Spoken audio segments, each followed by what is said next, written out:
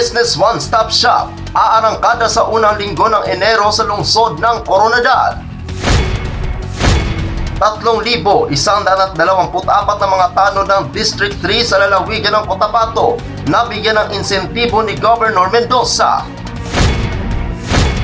At mga carnival rides at inaugural festive flavors hanggang sa unang linggo ng Enero.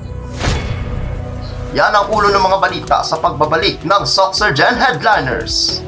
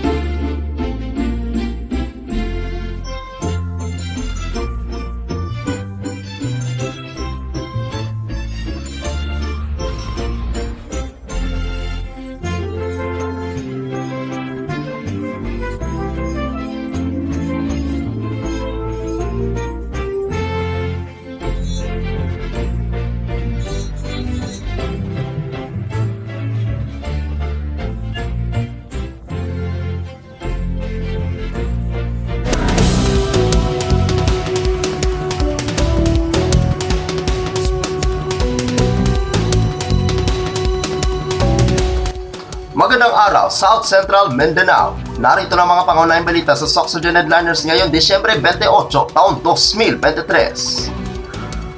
Business One-Stop Shop aarangkada sa unang linggo ng Enero sa lungsod ng Coronadal. Narito ang ulat. Sa pagbubukas ng taon, magbubukas rin ang taunang pagrehistro at renewal ng mga negosyo o ang Business One-Stop Shop o BOSS. Ang pamahalaang lungsod ng Coronadal sa pangunguna ng Business Permit and Licensing Office o BPLO, ang mga partner offices nito.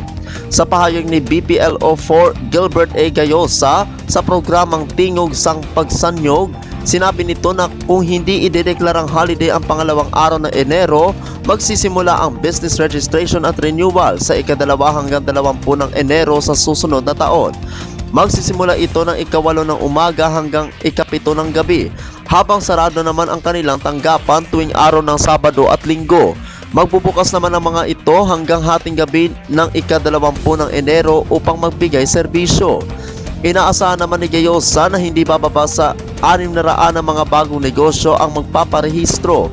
Nitong taong 2023, mahigit sa 5,000 mga negosyante ng lungsod ang kanilang nabigyan ng business permit at may kabuuang koleksyon mula sa business permits and renewal, business taxes and miscellaneous nang humigit kumulang sa 229 milyong piso sa loob ng Enero hanggang Nobyembre taong kasalukuyan.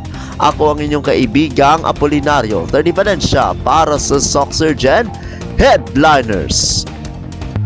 3,124 na mga tanod ng District 3 sa lalawigan ng Cotabato nabigyan ng insentibo ni Governor Mendoza. Narito ang ulat.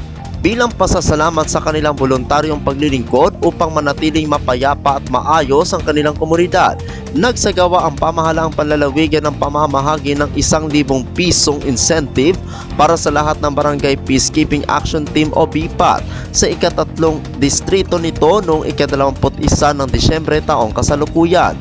Abot sa 3,124 na mga BPATs mula sa mga bayan ng Banisilan, Carmen, Kabakan, Matalab, Lang at Tulunan ang tumanggap ng biyayang tig 1,000 piso o katambas na 3,124,000 pesos na halaga ng pondong ibinahagi ng lalawigan sa mga benepisyaryo 3 araw bago ang pagsalubong sa bagong taon.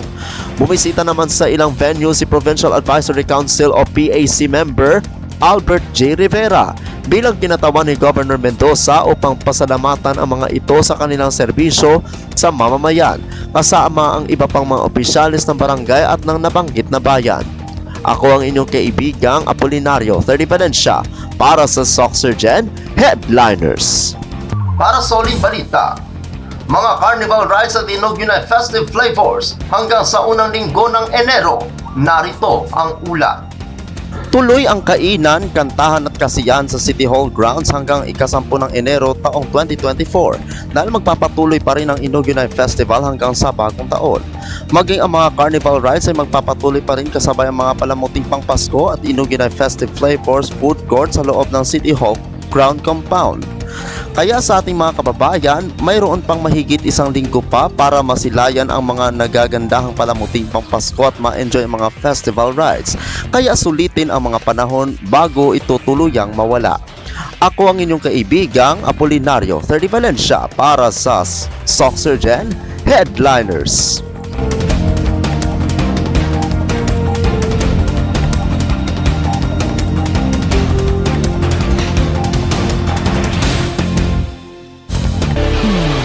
Atin ang kabuuan mga balita sa araw na ito. Mga balitang kailangan ninyong malaman, balitang walang kinakampihan, mga balitang totoo, mga balita may dalang aral at inspirasyon. Ito ang Soxergen Headliners. Hanggang bukas, maraming salamat at magandang araw, kaibigan.